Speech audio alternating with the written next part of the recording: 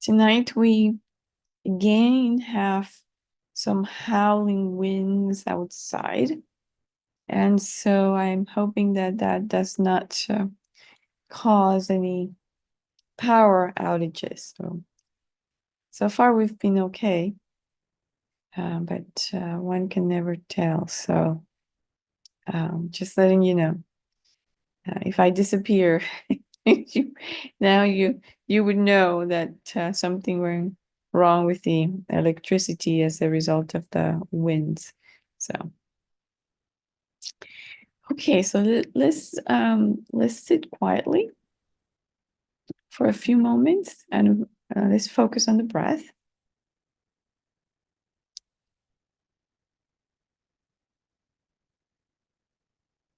We can observe our breath for a few minutes.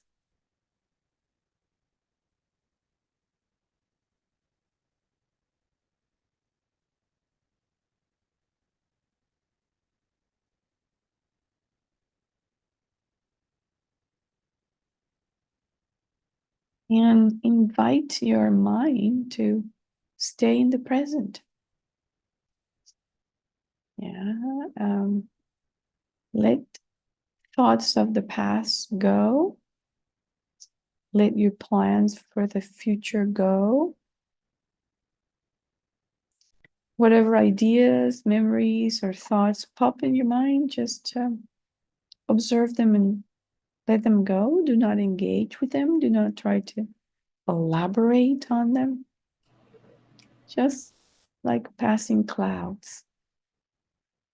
Watch them arise and then go.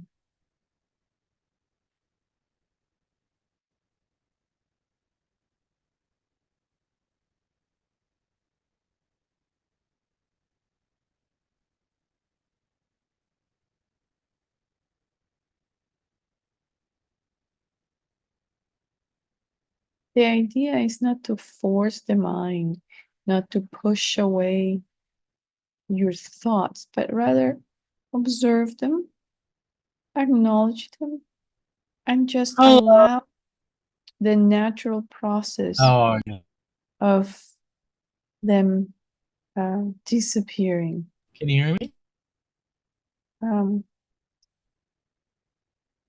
I would like to request whoever has their mic on to please turn it on.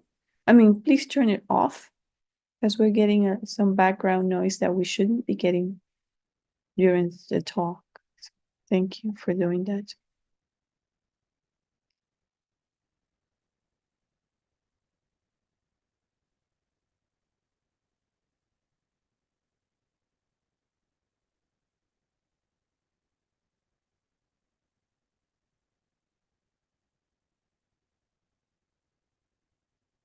And we continue observing our breath.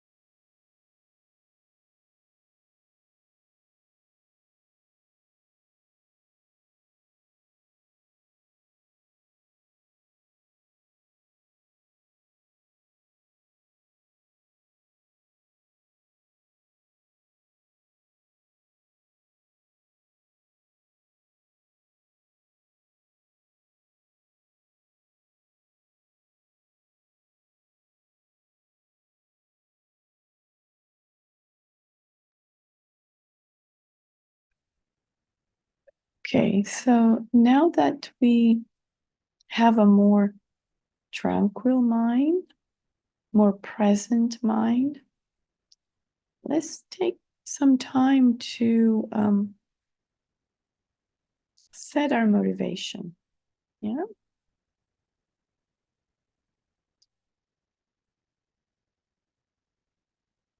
And basically, what we want to do is to cultivate a positive and altruistic motivation for participating in this talk tonight. Yes. Right? And so here we are tonight, uh, really reviewing the teachings on how to relate to spiritual guide. And we're doing this because we have some spiritual, deep spiritual aspirations. Yes. We are aware of our suffering. Yeah, we want to be able to attain a state that's free of suffering. But we also are aware that everyone around us is in the exact same situation. Our friends, our enemies, and strangers, all these beings are equally suffering. And we can't conceive of a situation where, we benefit ourselves and not benefit others. Yeah. We understand that ending suffering is not just ending our own suffering, but rather, if we want to end all suffering, then we have to look for a way to be able to do that, because in our current situation, we cannot. We understand that all of these beings that right now seem to be strangers and enemies, that they have been kind to us. They've been kind to us over innumerable lifetimes. They've been our parents, our children, our partners. Yeah. So we cannot leave them hanging while we seek our own benefit. Cannot do that. We can't bear the thought of doing that. So we're here not just then for our own benefit, but we're here so that we can benefit others.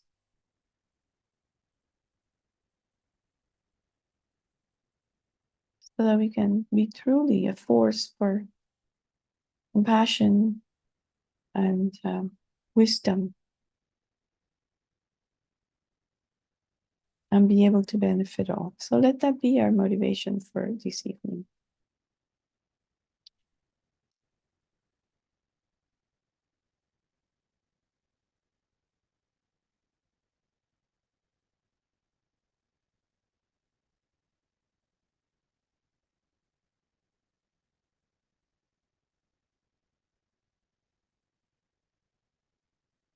As we complete the generation of motivation, then we can connect with Buddha. We can visualize Buddha in the space in front of us.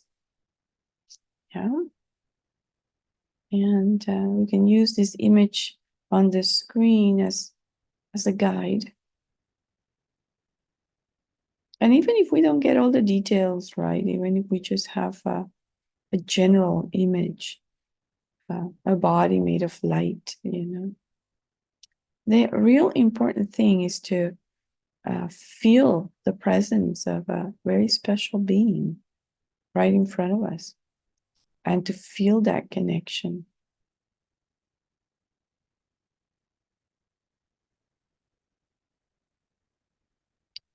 To feel that there is a being there who is completely dedicated to benefiting us. Who's non-judgmental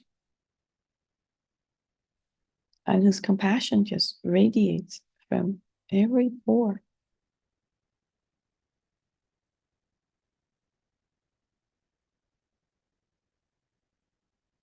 And then around us, we invite all sentient beings as vast as space.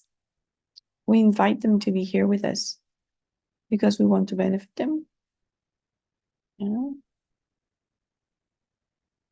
And so we can imagine our mom on our left side, our dad on our right side, and all other sentient beings just around us, as far and wide as we can imagine.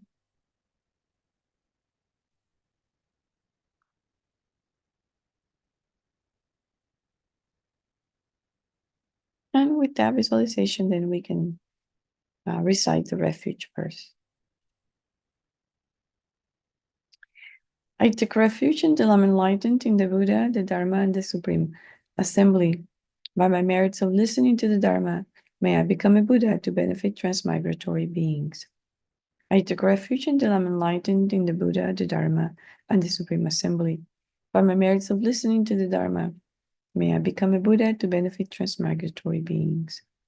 I take refuge until I'm enlightened in the Buddha, the Dharma, and the Supreme Assembly. By my merits of listening to the Dharma, may I become a Buddha to benefit transmigratory beings.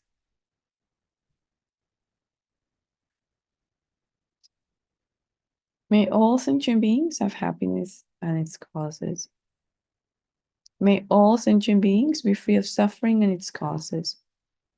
May all sentient beings now be separated from sorrowless bliss. And may all sentient beings abide in equanimity, free of attachment and aversion.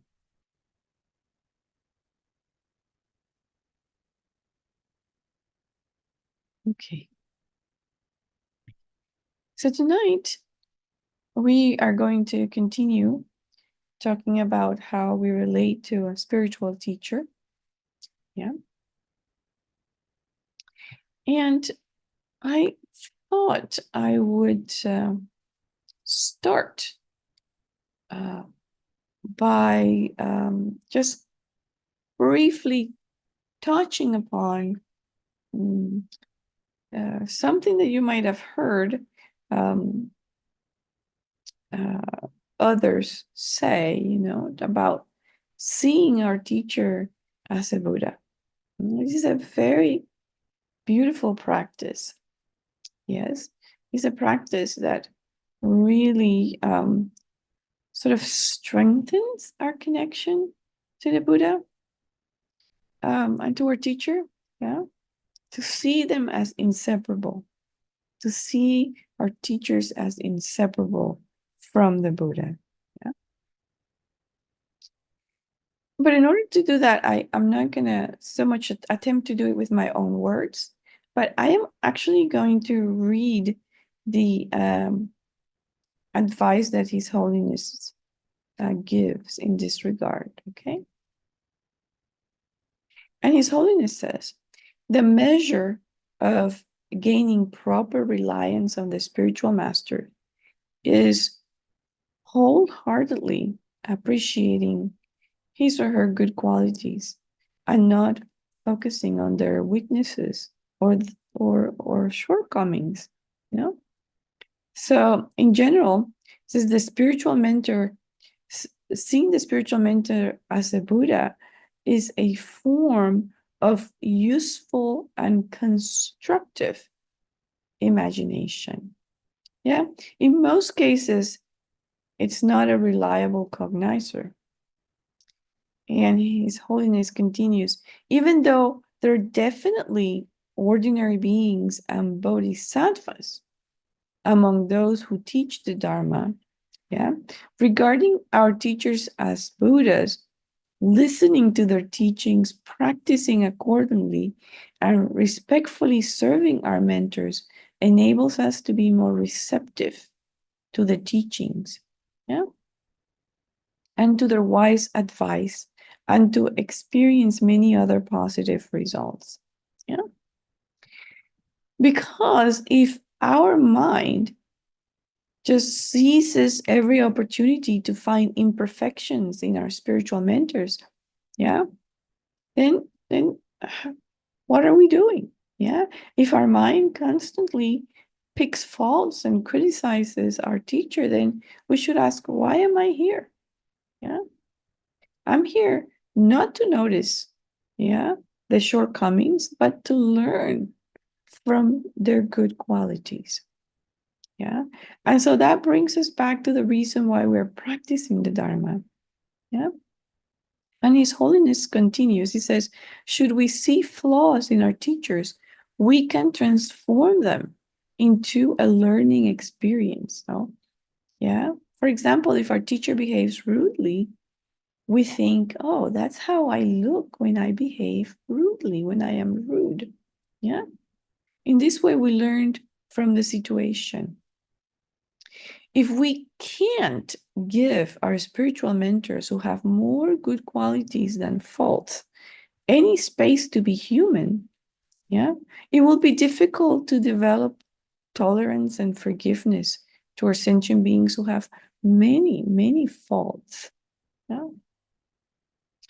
And he goes on to say that we should not force ourselves to see our spiritual mentor as the Buddha out of fear, or, you know, out of fear of creating destructive karma or doing something wrong. You know? He says that past masters recommend this practice because they benefited from it. If we try following their advice, we may also see favorable effects. But His Holiness says, if this feels uncomfortable, then we can turn our mind to topics that inspire us. Yeah. So that's the quote from His Holiness, and this is taken from his book, The Foundation of Buddhist Practice, that he co-wrote with Venerable Thubten children, amazing teachers. So the practice of seeing our teachers as Buddhas takes time to develop. Yeah, it takes time.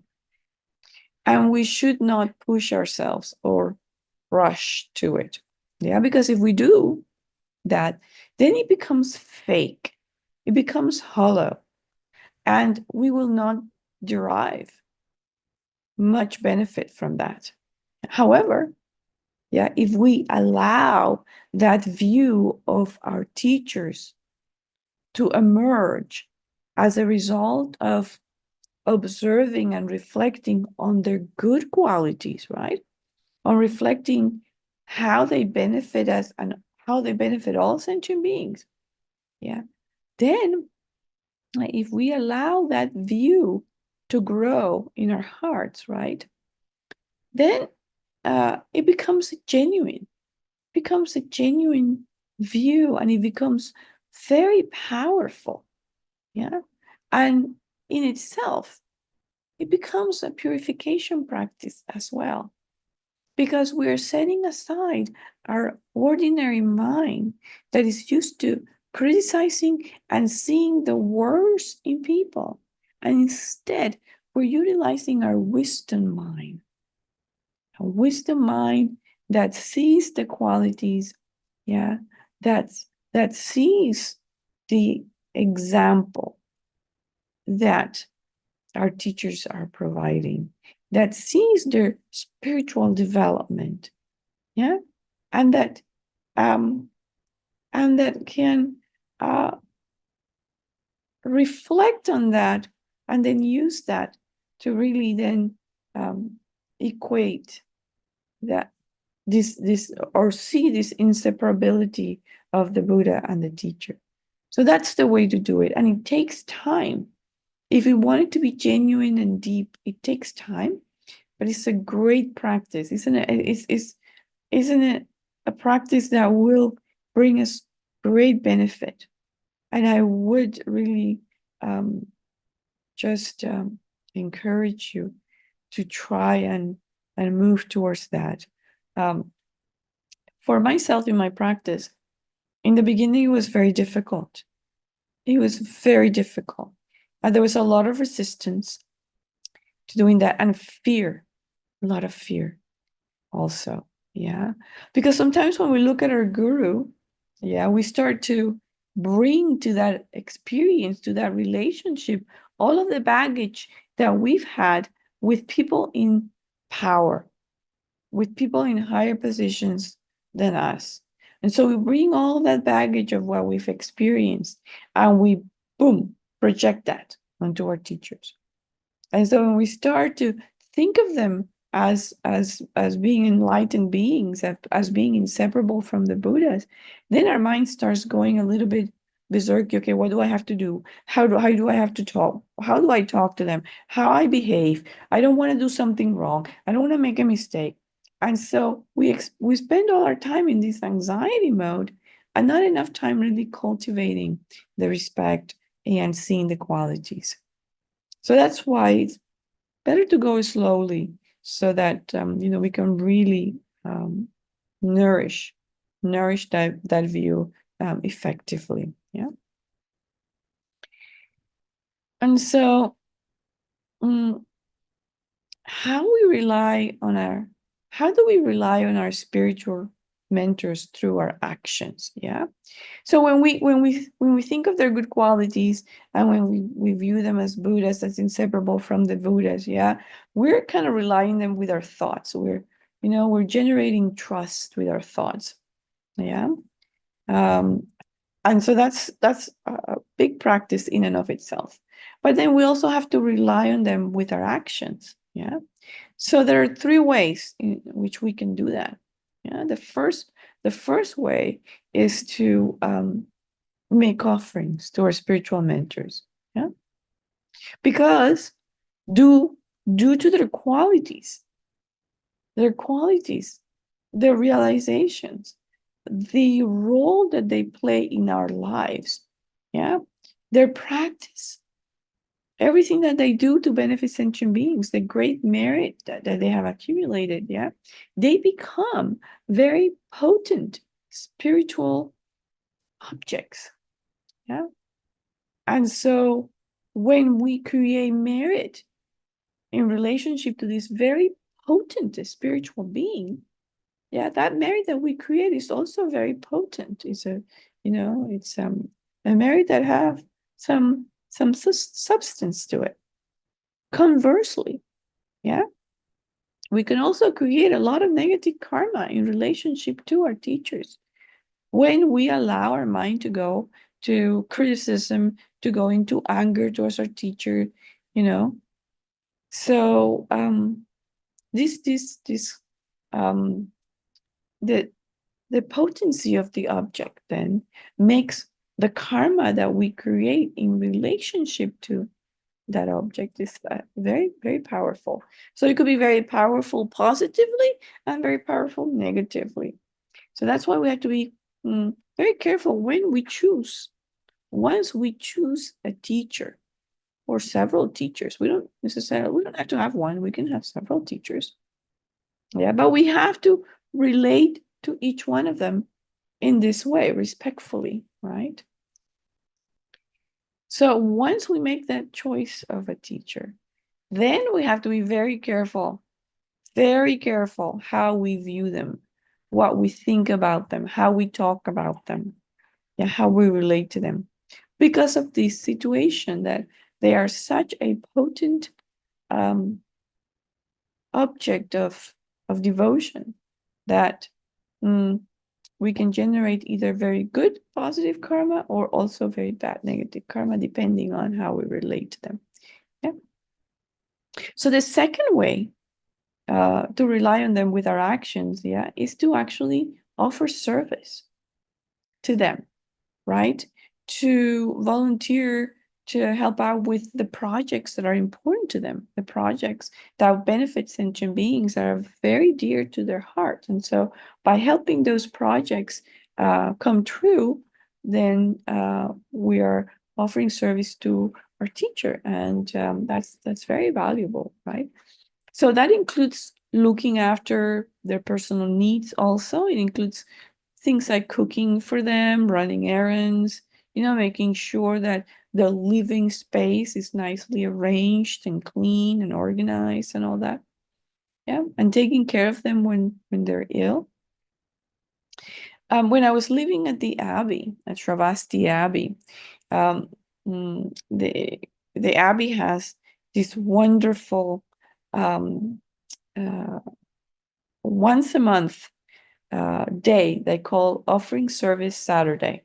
Yeah, and it's a great thing because on that Saturday, many students that live close to the Abbey, that live in the general vicinity, come to spend the day at Shravasti Abbey, and then they offer service. Yeah, so they work in the forest or the gardens. They work in the kitchen. They do general cleaning and maintenance, and it's a really group effort. And so it's so much enjoyable. It's so much fun to just mm, come together to do something virtuous like that. And it's a great energy. And the work doesn't seem, all that heavy when you're doing it with a good motivation and a group of synergistic minds. So it's actually very enjoyable and very meritorious. Yeah. And so third, we offer service to our teacher by practicing according to their instructions, according to their advice. Yeah. So that's basically the three ways in which we um, rely on our teacher with our actions. Yeah. Okay. And so we've also heard this expression about, the blessings that the teacher brings, the blessings that we receive from this relationship with our gurus, with our spiritual mentor, right? Um, so people ask, so what are these blessings? Because we can get a lot of um, erroneous ideas as to what these blessings might be. Yeah, so it's important that we get some clarity as to what it's meant by that word blessings from our spiritual teachers. So that word really refers to inspiration. Yeah, the teachers inspire us. Yeah, the guru is someone who inspires us by his or her presence, his or her teachings. Yeah? Inspire means that we feel motivated. We feel motivated by the guru's words to practice the Dharma, to keep ethical conduct, to cultivate compassion. Yeah.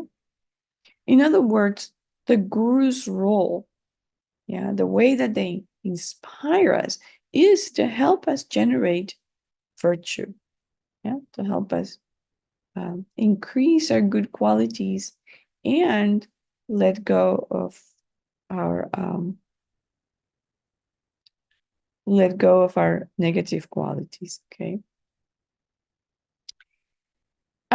And beyond that, they encourage us to and lead us on the right path. They caution us when we are falling into the wrong path, and they are an example. They fully embody the qualities that we wish to develop in ourselves. Yeah. And so I'm going to share with you kind of like a story about one lama who really embodied something that I wanted to develop in myself. So I still remember this day because it was a day that I happened to go visit one of the very first Tibetan lamas that I met. Yeah. And he was a geshe from Ganden Charse Monastery. Yeah. And I was very new to the Dharma at that point. I think I'd only been in the Dharma for maybe 2 or 3 years, something like that. Yeah. And this geshe was part of a group of monks who were touring the USA, and they were giving teachings and making sand mandalas. In fact, I think that these tours may even come through New Mexico, Albuquerque, maybe. Anyway, so you might even be familiar with this tour. So anyway, I went to see this lama and the rest of the monks in the tour, and they were staying at a home of a couple. Yeah, they were staying at a home of a couple, and when I got there, this amazing lama was sitting on the couch in the living room. And he was sitting in the Vajra position, in the lotus position. And he was doing his prayers right there on the couch in the living room. And so he was sitting alone. And because he was praying, nobody dared to interrupt him or get close to him. Everybody was just giving him his space. And so the rest of us were kind of the other end of the living room. But the couple who owned the home had a child. And I think that child might have been 4 or 5 years old at that time. A very, very young child, right? And the child was just running around the living room and screaming and making a lot of noise and getting close to Geshe-la and making a lot of noise and, you know, kind of sort of interrupting him while he was doing his prayers, right? And I was sitting just across from this scene, noticing that this kid was doing that, right? And the parents were not doing anything about it. And so my ordinary and judgmental mind went into saying, why are the parents allowing this child to do this, to bother the lama when the lama is doing his prayers? This is unacceptable. This is totally unacceptable. And I was getting really upset. About it. How can this happen? How can these parents allow this? But I noticed that Geshe-la was completely at ease. He was not bothered by what this child was doing, not even a little bit. Yeah, he was doing his prayers with such a calm, and just his face was very tranquil, his body was very relaxed. He wasn't minding this at all. He was in total control. Yeah, not even slightly bothered. And then when I realized that, I just realized, oh gee, my mind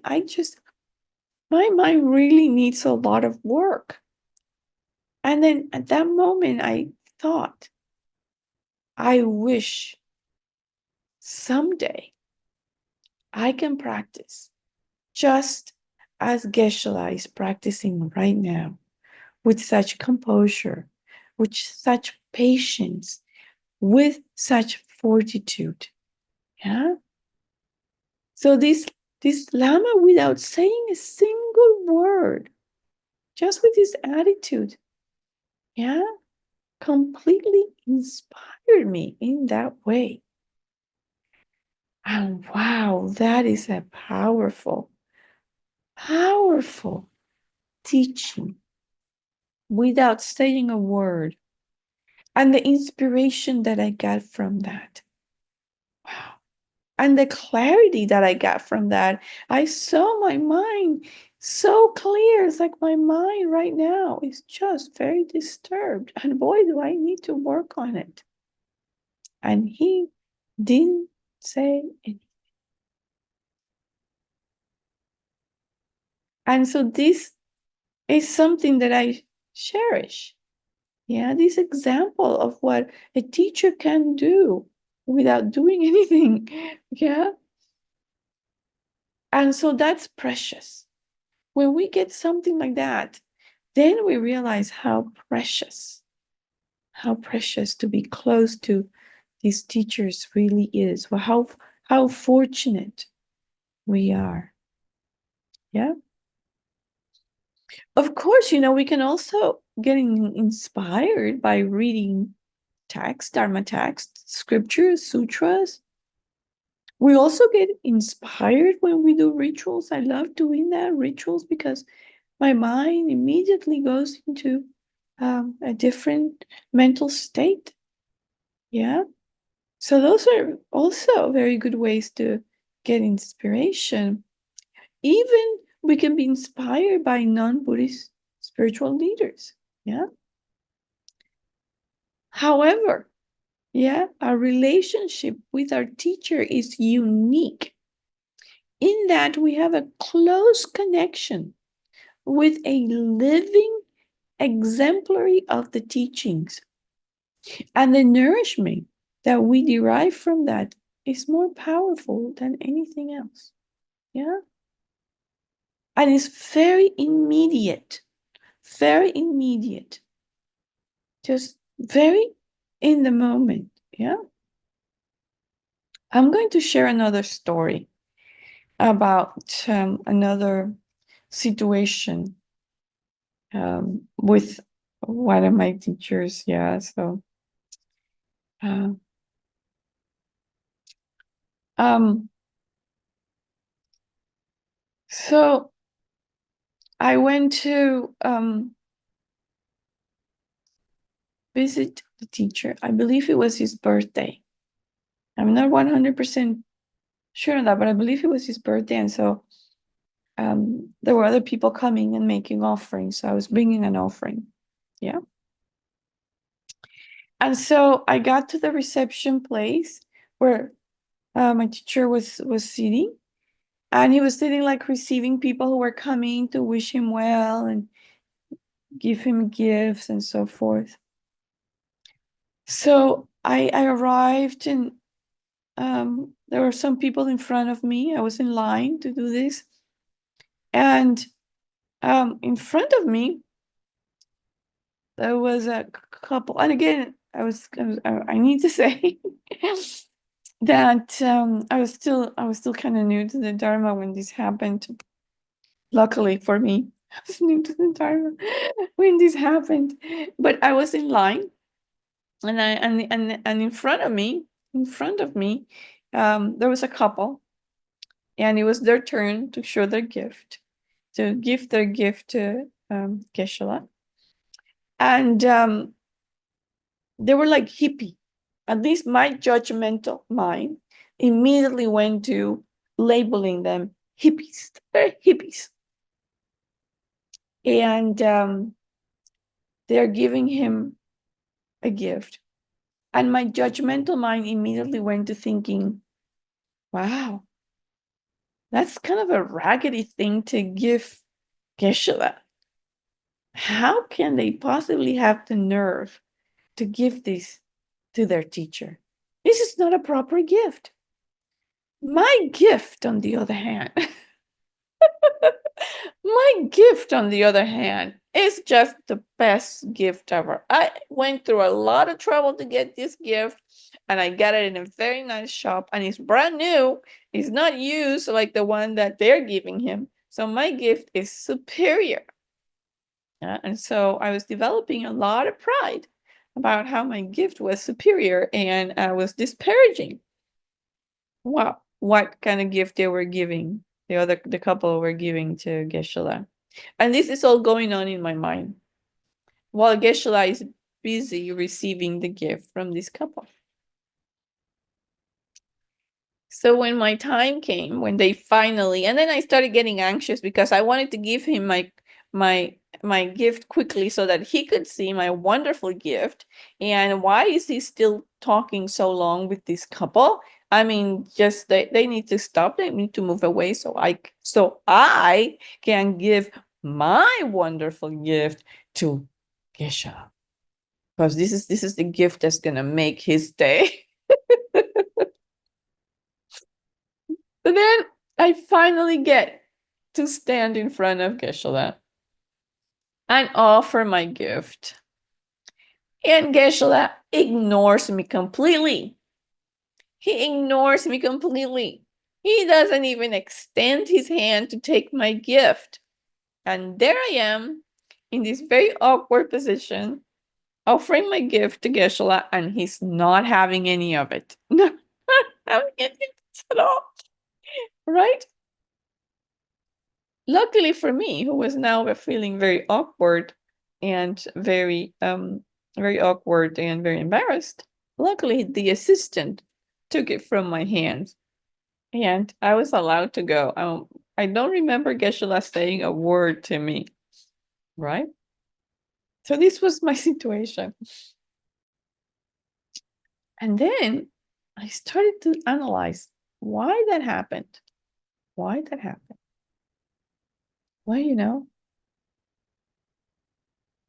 I didn't have a proper mind of generosity. I didn't have a proper mind of humility. I didn't have the proper attitude to be offering something to my teacher. Yeah.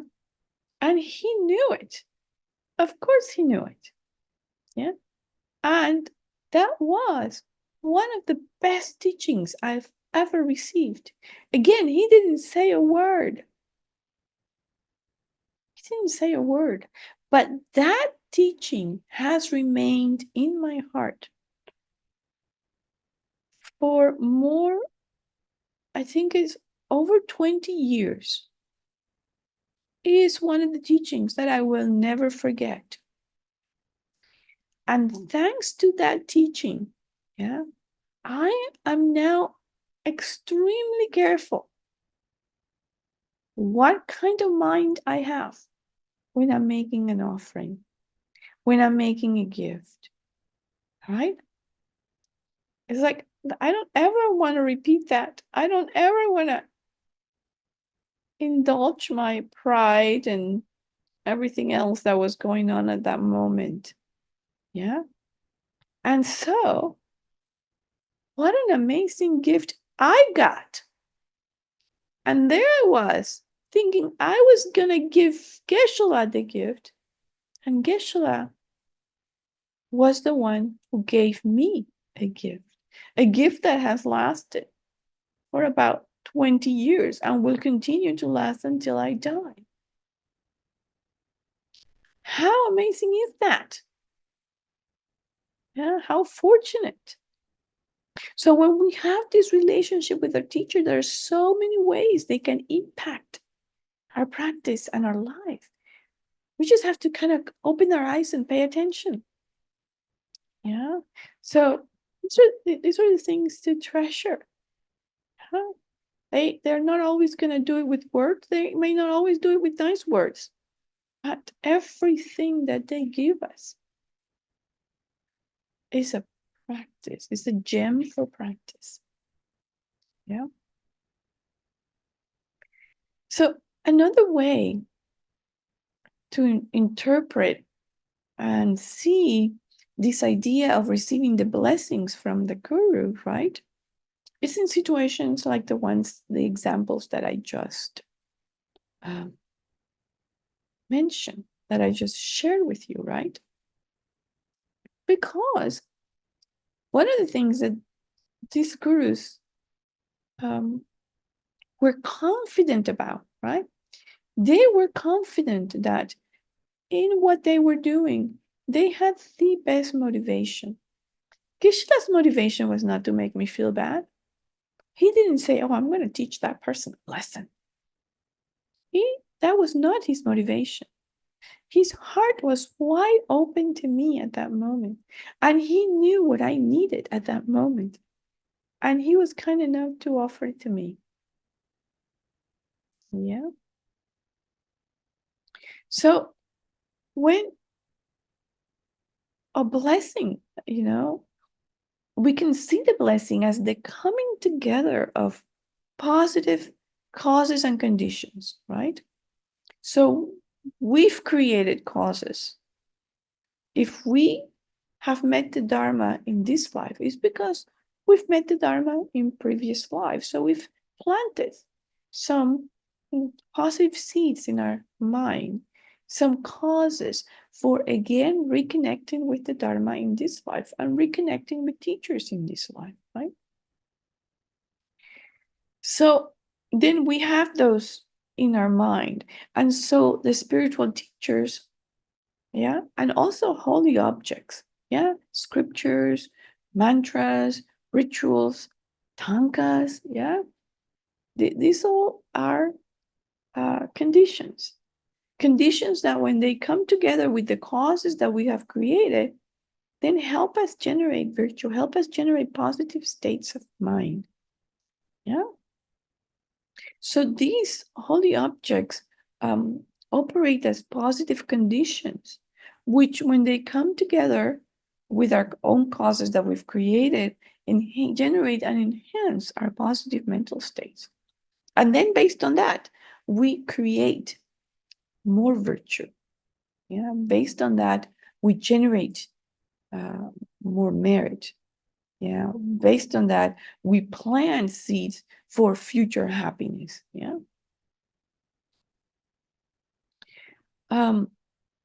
So they also create the conditions for our own positive karma to ripen. Yeah. So when we are around our teachers, we may be better able to understand what the teachings say because of this connection with the teacher and because of our own um, positive karma that we've created in the past. So these things come together and makes it easier for us to understand the Dharma, even to understand points that might be difficult to understand. Yeah. Or things that we didn't understand previously. And all of a sudden, your teacher says something and you go like, oh, duh, I finally got it. Yeah, the light bulb goes on. Yeah. So of course, this is not magic. We shouldn't think of that like magic. It's actually dependent arising. It's a dependent arising, is cause and effect. We've created the causes. The guru is a conducive condition, a virtuous object, and because of our connection with that virtuous object and our prior karma, then that facilitates the manifestation of good conditions and karma for us. And then we create more virtue. Yeah. And we generate deeper understanding. So that's kind of how it works. I hope that's clear. Now, a spiritual teacher also helps us focus our energy on what's important and beneficial. Yeah. Because some of us, maybe a lot of us, tend to be scattered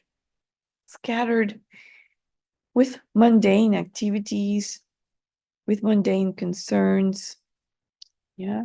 Of course, we need to pay attention to our lives. We need to pay attention to the practical elements of our life, our livelihood, our family. There's no question about that. Yeah. But we also, when the time comes, need to be able to focus our energies on our practice, on our studies, on our meditation.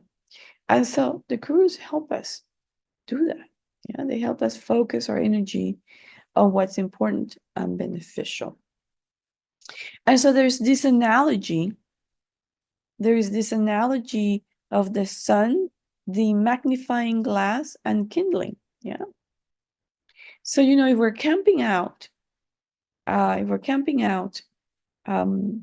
we need to build a fire.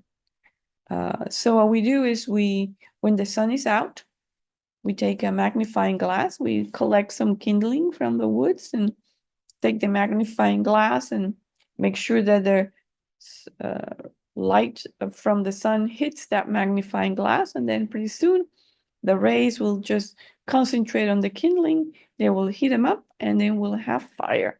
And then we can take that fire and we can make it grow, and then we'll have a very nice bonfire for the evening where we can do our marshmallows and whatever else we're going to be eating. So, yeah. So, likewise, just like that, yeah. The sun, the sun represents the enlightened activity of the Buddhas and the Bodhisattvas, yeah, who are always around us. Yeah, we think we're alone. We think that the Buddhas are somewhere out there in space, but rather Buddhas and Bodhisattvas are around us all the time. We just haven't tuned in on their presence. Yeah, we haven't tuned in on the energy that they're giving us. Yeah. And so the spiritual guide is like the magnifying glass. Yeah, so that magnifying glass increases the energy and focuses the energy into our hearts so that we begin to really feel uh, that enlightened activity of the Buddhas. We begin to really connect deeply with the enlightened activity of the Buddhas. And then, our Buddha potential is like the kindling. Yeah, so when all that focused energy comes to our Buddha potential gets nourished. Yeah, it gets nourished and becomes activated, and we start to develop our good qualities, and we start to eliminate our bad qualities, and now we're on the path. And all of this is the result of the guru's influence of their teachings. Yeah, their skillful means. So this is a very beautiful analogy for us to really try and grab. Yeah, so let's spend a few minutes of silence contemplating this analogy, because analogies are very, very useful because they can convey meaning, deep meaning, in a very simple way. Okay, so using the information that I just gave, let's spend 10 minutes contemplating this analogy to really capture that uh, beneficial aspect of our relationship with our spiritual teacher. Okay.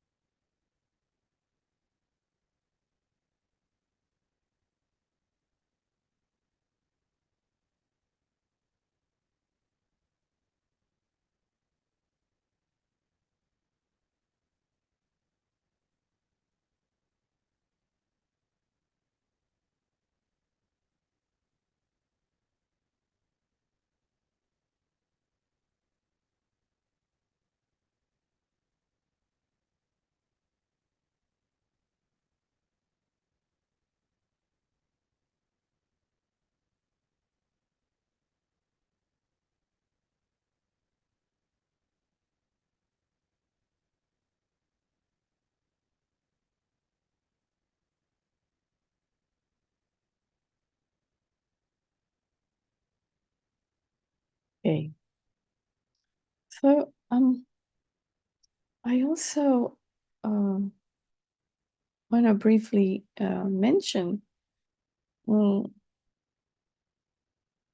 this beautiful verse from the 37 practices of bodhisattvas.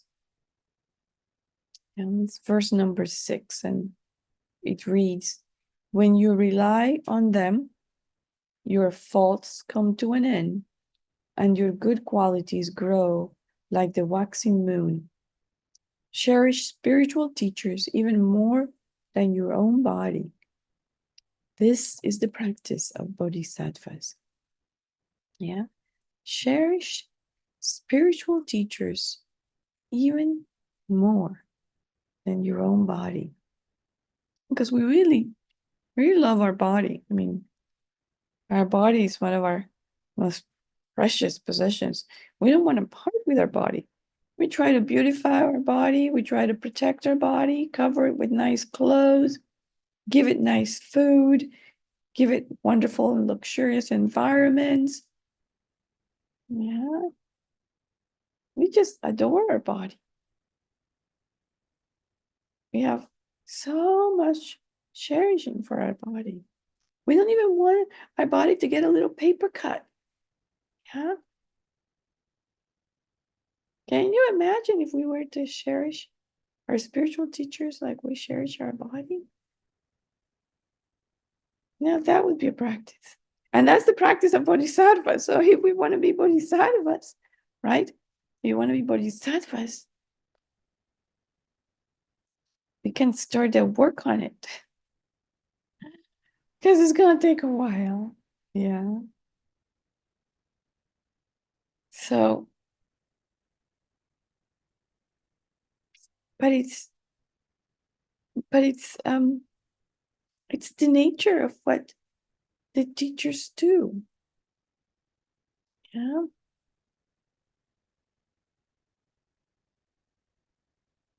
I once witnessed another teacher doing something so courageous, immediately inspirational. Yeah. So I'm going to share that with you also. There was a reason. No, that's not the beginning of the story. The beginning of the story is that Venerable Chodron requested certain teachings from a teacher that she held in very high esteem. However, the teacher was very ill, very, very, very ill, to the point where during the teaching he could not speak. He was basically in meditation during the whole teaching.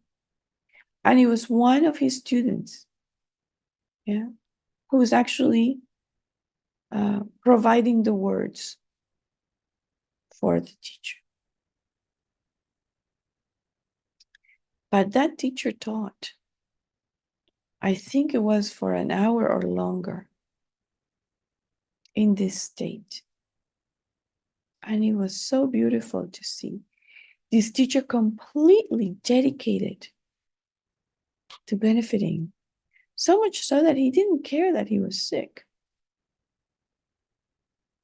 He didn't care that it was his student that had to basically give us the words, because the best he could do at that moment, he was in meditation, but that was also the best thing he could do at that moment. Yeah. To teach us from a deep state of meditation. It's like, wow.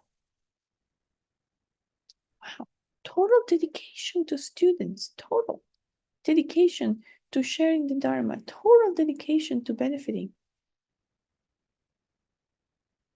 That's the spirit that the teachers carry with them. They don't have any self-cherishing. Yeah. This teacher didn't say, no, I cannot teach today because I'm sick. I'm so sick. I can't get out of bed to do this. No, let's just postpone it for another time when it's more convenient for me. That's not what the teacher said. Teacher said, okay, I love to give you this teaching. I love to share this with you, no matter my physical state. No matter my physical state. And how inspiring is that? How inspirational that can be.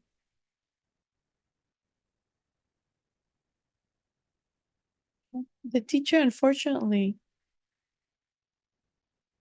did not recover. Sadly, he did pass afterwards, sometime afterwards. Yeah. But the example he gave was beautiful. Was beautiful.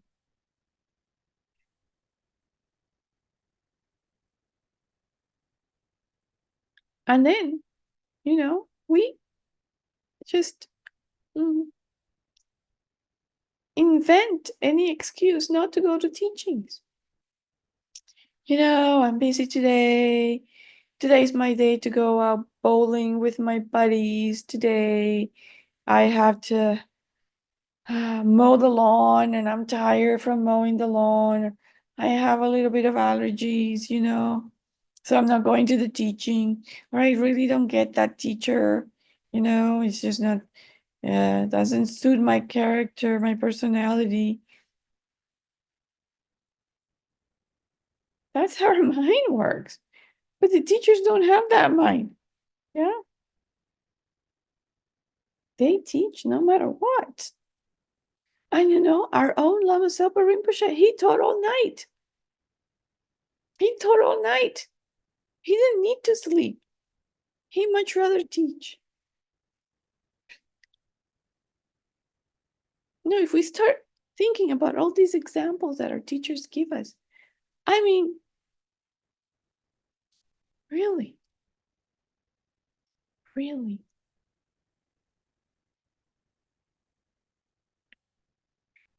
I used to be, it's the word that I can say. That's the word I can use here.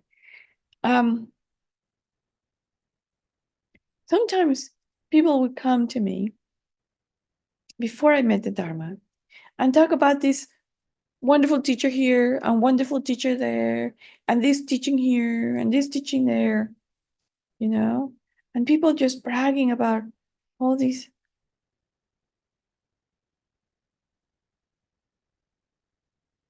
And now I look back after having met all of these teachers. I look back and say, wow, they don't really know what a teacher is. They don't really know. They don't really know. And sometimes I like to express to people, this is what a real teacher does, and this is what a real teacher looks like, and this is what a real teacher, how a real teacher behaves, the qualities.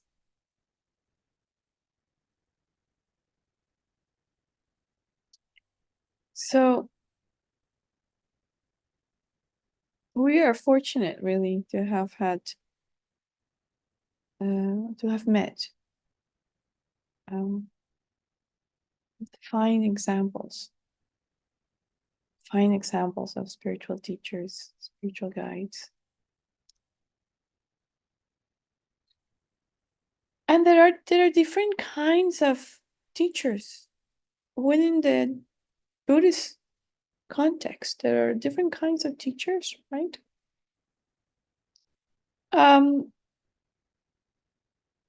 there are professors. There are professors of Buddhism. Yeah, in the universities, the US and the world. There are many universities who have, of course, religious studies or Asian studies, and there are professors there who teach Buddhism. So these professors, they have an academic focus. Yeah, university professors who teach Buddhism have a very much an academic focus. Some of them may be practicing Buddhists. There are some very respected, well-respected practicing Buddhists who are professors in universities. Yeah. And they have very serious practices. They are stable practitioners, good practitioners, completely. So, and there are others who are not Buddhists, who don't practice. Yeah. So there is the gamut, right? But still, we need to respect their contribution. Still, we need to be grateful because thanks to their efforts, even if they're not Buddhists, right? Thanks to their efforts, there's a lot of people who are exposed, a lot of university students who are exposed to Buddhism, who can learn to appreciate Buddhism even if they don't practice it. Yeah, so definitely they're part of the Buddhist context and they contribute. Um, they contribute to people's understanding, even though it's an academic level, even though they are not actively leading students on the path, they're still contributing to knowledge and understanding. And another type of instructor would be like a foundational instructor. A foundational instructor who teaches foundational topics like the one we're seeing now, like the one that we've been talking about. Yeah.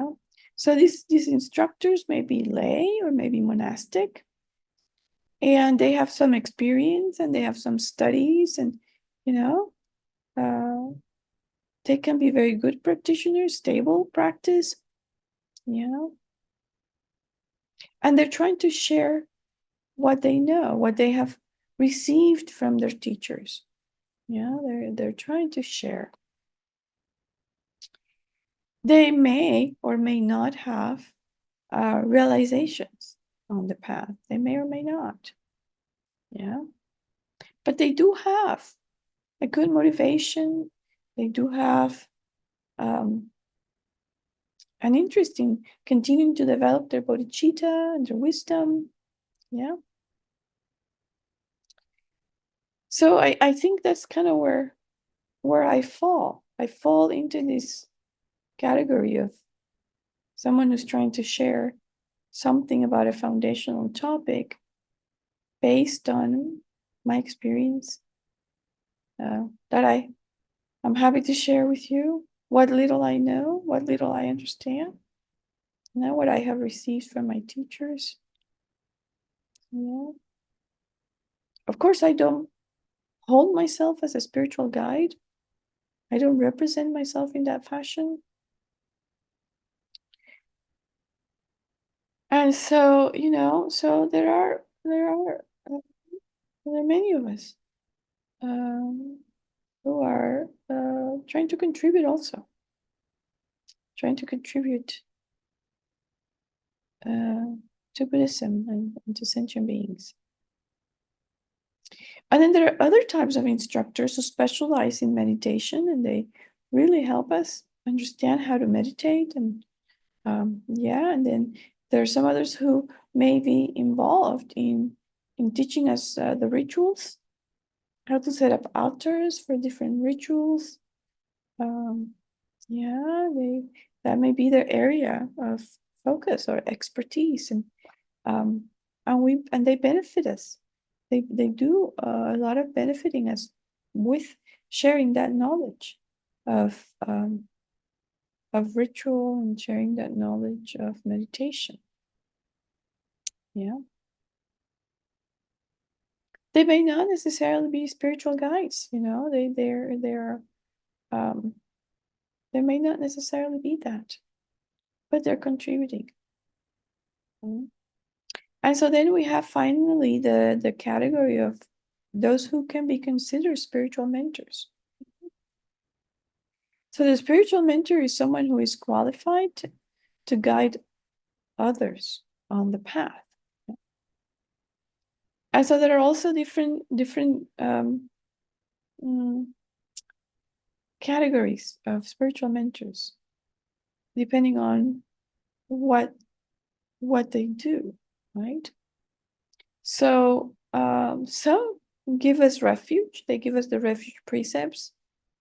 They can be lay precepts or monastic precepts as well. Yeah, so these are known as preceptors or refuge masters, or yeah, and Vinaya masters too are into this category, because the Vinaya masters give the monastic precepts to monks and nuns. Yeah, they're experts in monastic discipline, experts in the Vinaya. And so they fall into this category. Yeah. And ideally, the teacher who gives you precepts is also a Mahayana practitioner. Yeah. And someone who has kept his or her precepts purely.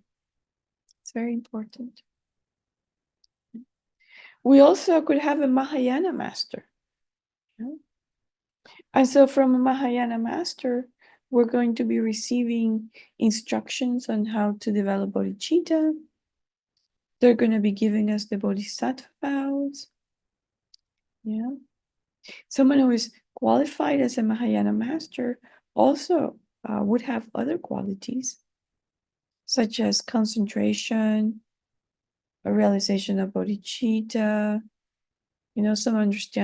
some deep understanding of emptiness, maybe even, a realization of emptiness, even if it's just inferential, and freedom from afflictions like pride or anger. Yeah. So it's 10:20, and I thought maybe we can stop here and see if there are any questions or anything that needs to be further clarified before we dedicate.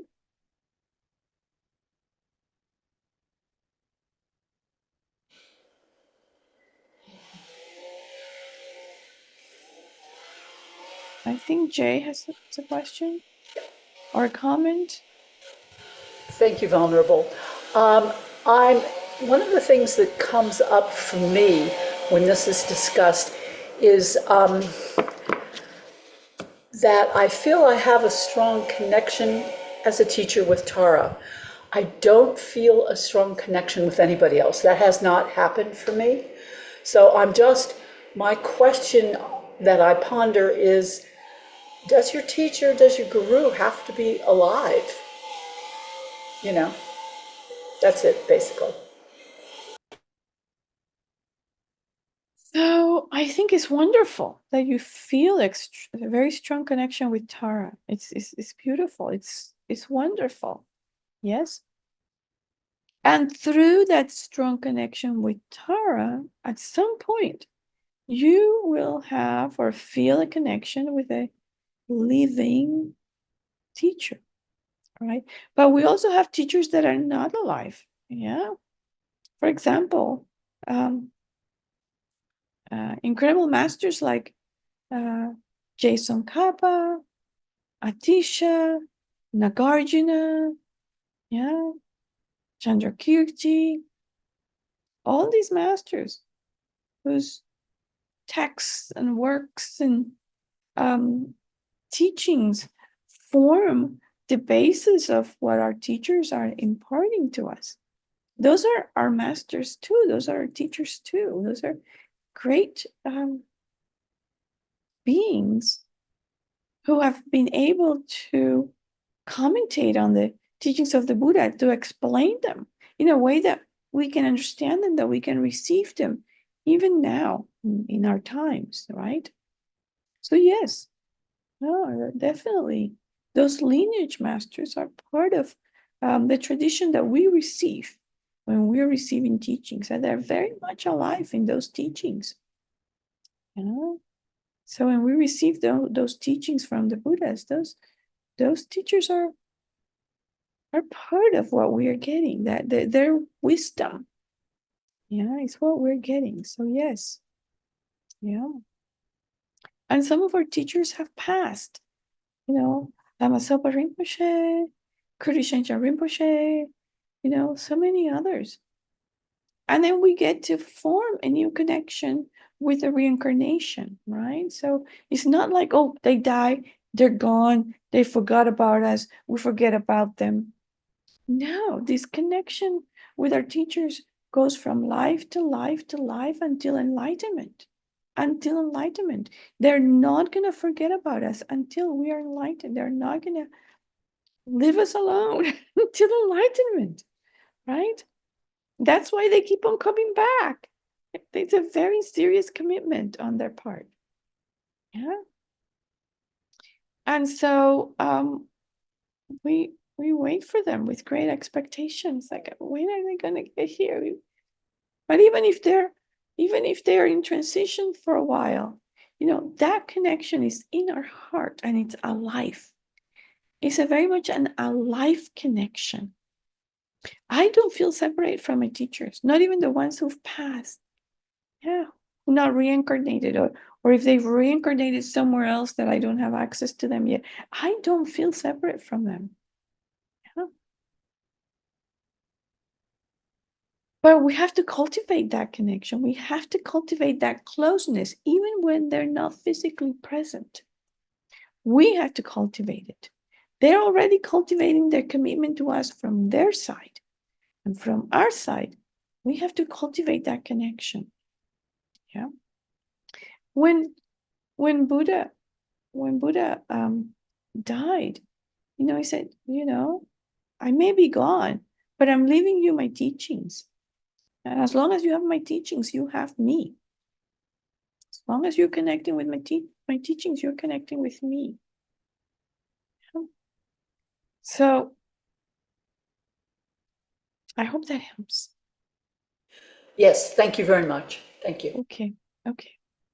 So I see Cynthia and Jennifer. I don't know which one was first, but yeah, one of you can go ahead. Jennifer, you can go ahead. So my question is, so Mahayana master is the second level of a teacher. Is that what it's called? Yeah, I don't call it a second level. It was just, it appears second okay. in my thing, Yeah. So So my question is, like, one person may see themselves or see as one, like, okay, so like how do I say this? Could I see a teacher in one way and another person sees the teacher in a different way? Like I might see the teacher as a spiritual guide and someone else see the teacher as a Mahayana master. Is that correct? well, Mahayana master is a spiritual guide. Yeah, so It is those, a spiritual guide, yes. yes, they are a spiritual guides. Yeah, but they focus on Mahayana. They focus on the great vehicle. Yeah, and the Uh-huh. teachings that have to do with bodhicitta and compassion and the method side. That's their expertise, and that's what they're trying to impart to us, right? But Yeah. I'm gonna just give you an example. Venerable Children, for example. She's my ordination. She's my ordination master. She ordained me. So I see her very much in a Vinaya light, as a Vinaya master, because she's the one who's taught me the Vinaya. She's the one who's taught me my precepts. She's the one who's helped me in that regard, as a monastic. Yeah. Yes. Now, a lay person, one of her lay disciples, it's not going to see her as a Vinaya master because she's not teaching them the Vinaya. She's not teaching them the monastic discipline because they're lay, right? But she may be the refuge teacher because she's giving them refuge and she's giving them lay precepts. So they can Yeah. see her in that regard. Because Venerable teaches the Mahayana, they may also relate to her as a Mahayana master because Venerable also teaches the Mahayana. Yes. Okay. So, So I mean, I yes, might see different. somebody, yeah, I might see somebody like, well, I see them as a Buddha, and other person might be like, no, they're a Mahayana master only. You know what I mean? No, I think there's a confusion there because Oh, okay. the thing is, whoever you have chosen as your teacher, whether it is someone who's teaching you the Mahayana, whether it's someone who's giving you, you know, an empowerment, whether it's someone who's giving you lay precepts, you know, then the advice is, you know, you try the best you can to see that person, that teacher, as being inseparable from the Buddha. You try. Yeah. Yeah. So yes, so it's not like you're Okay. gonna see somebody and a Buddha, but then somebody is gonna be your Mahayana master. No, it's not like that. You Oh, try okay. to see Yeah. whoever you've chosen as your As teacher the as Buddha, being inseparable from the Buddha, as right? inseparable. Okay. Yes. And Okay. so and so yeah, so I hope that's okay.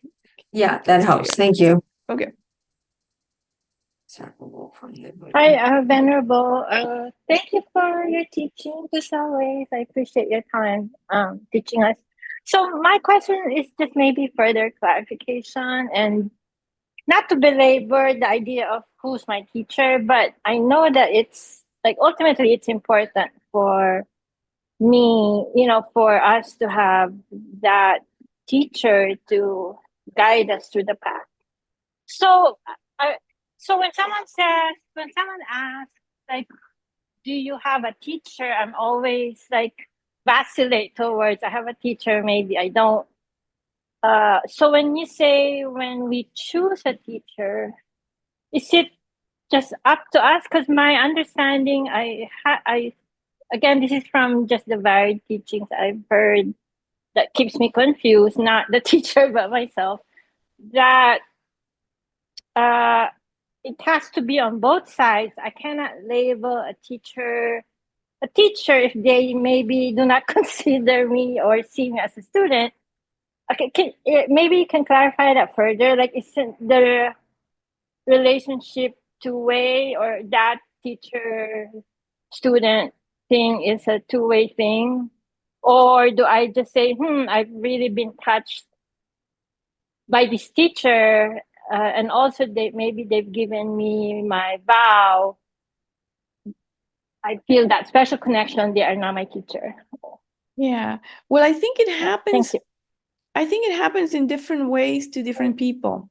Yeah, I think it's a very individual approach depending upon the student and the teacher. So, for example, yeah,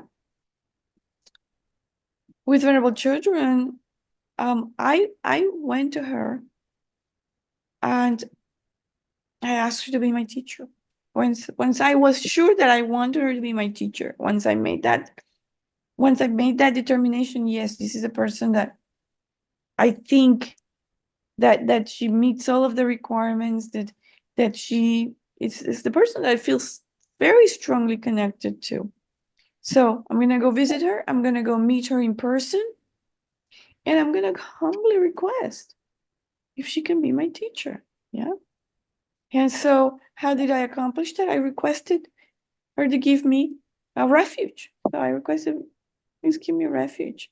And I took refuge precepts from her. I was still a layperson, right? So when you request precepts and the teacher says, okay, that immediately forms a teacher-disciple relationship. You have now someone who's giving you precepts. That person becomes one of your preceptors, that becomes a teacher. Yeah. In some instances, I did not request the Lama to be my teacher, but I might have taken an empowerment from that Lama. I might have requested, and of course, when you're requesting, you're making a request mentally that may I, Lama, please give me this empowerment. So you're making a request, even if it's not verbally, it is mentally, right? So that happens in that way. And there are some other teachers who, I didn't make a particular request, but I still hold them as my teachers. I'm still holding as my teachers. And so I think it's yeah, it's how you feel comfortable. Ideally, you would go and ask the teacher, I'd like you to be my teacher, or you go and request refuge, and that kind of sort of puts it all together. So And sometimes it takes a while. I mean, it took me a while to get the courage to do that.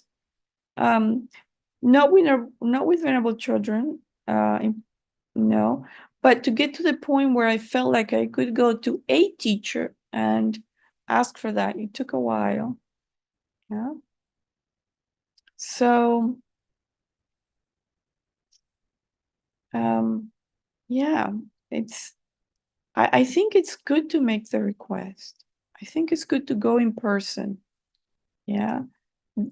It's good to have that in-person connection. It's not, even though right now we have the internet and there's a lot of teachings on YouTube, and people feel comfortable just watching a video or whatever. That's really not enough. You have to have that in-person connection with your teacher. Yeah. And you can write them a note too. You can write them a note and request that they be your teacher, and then go in person, present the kata, present your request, make an offering, that sort of thing. And each center is kind of handled differently. Maybe at the abbey is handled one way, and some other place is handled a different way, and it's depending on your comfort level. So, but I made the request in this particular instant, and when I was taking empowerments, was to make the request 2-3 times, as you may know that. So, it's good to request.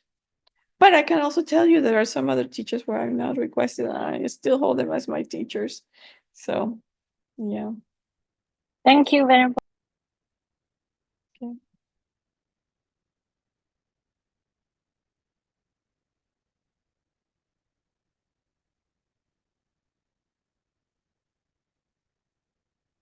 Okay. So let's dedicate. I think we're right. Yeah, we're a little bit over the time. It's a good time to dedicate.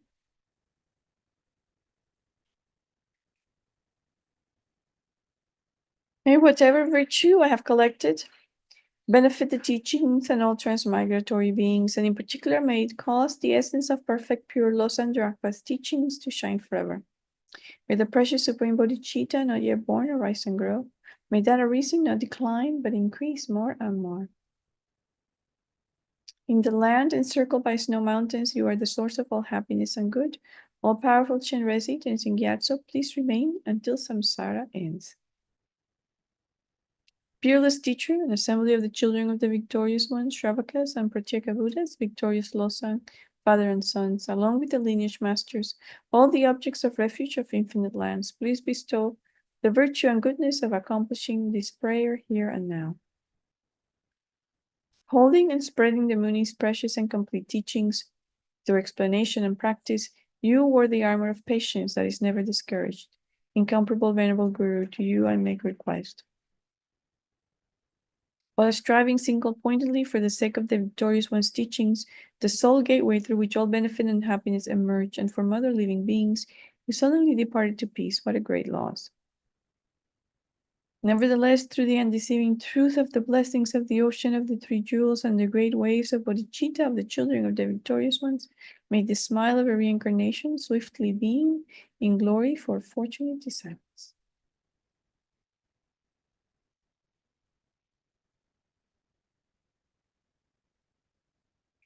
Okay, so have a wonderful evening and a wonderful week. And the next, we're kind of halfway through. We still have 3 more sessions. We're getting there.